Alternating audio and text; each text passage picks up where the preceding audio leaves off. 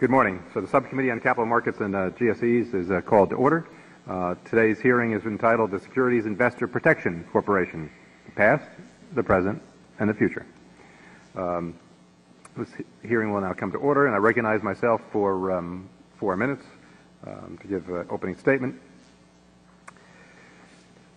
So with regard to today's hearing is fashioned, as I just mentioned, in a broader oversight hearing of Securities Investor Protection Corporation, SIPC, and it's not meant entirely to be focused solely on the particular aspects of SIPC's work.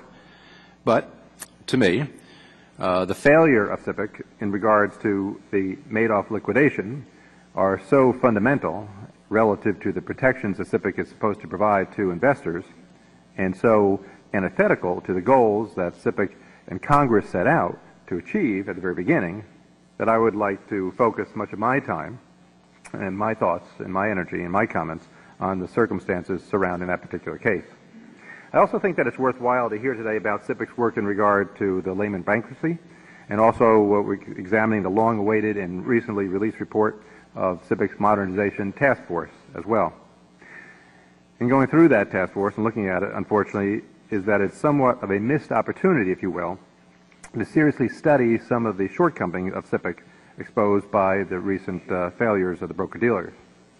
So let's return now to the failures of the Madoff firm once examine the facts of that case, as we're all probably too familiar. The Madoff firm was regulated by both FINRA and the SEC, and it repeatedly received government stamps of approval that it was operating basically legally. The firm proudly displayed the SIPC logo, which again implies government backing, since SIPC is backed by the U.S. Treasury. Madoff investors pay taxes to the IRS, U.S. government, for years. Again, another government agency saying that its investments and profits were, well, real. Since around the same time the SIPC was enacted, investors no longer held stock certificates. So the only proof of ownership they have, or had, was a statement that they received from a government-regulated broker-dealer. So what does this mean? So the federal government both provided a stamp of approval and relied upon that stamp of approval, and yet innocent private citizens now, as investors, are being held to a higher standard than them.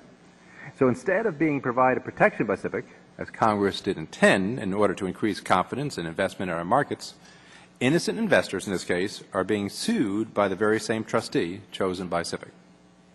Now, am I the only one, when you go down that whole litany of facts here, to say that, well, something is simply not right here? Now, an additional irony is that if the trustee is successful in suing individual investors, who will the money go to? It will largely go to pay off institutional investors.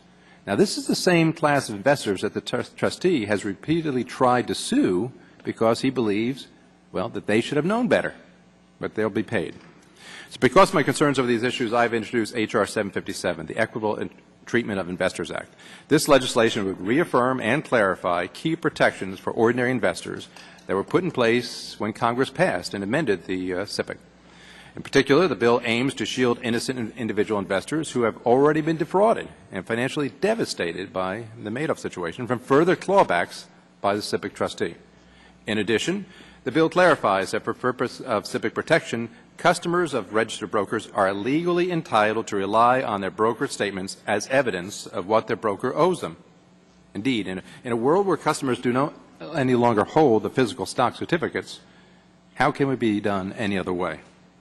Finally, H.R. 757 would end an ongoing conflict of interest by having the SEC, rather than SIPC, select trustees for the SIPC liquidation.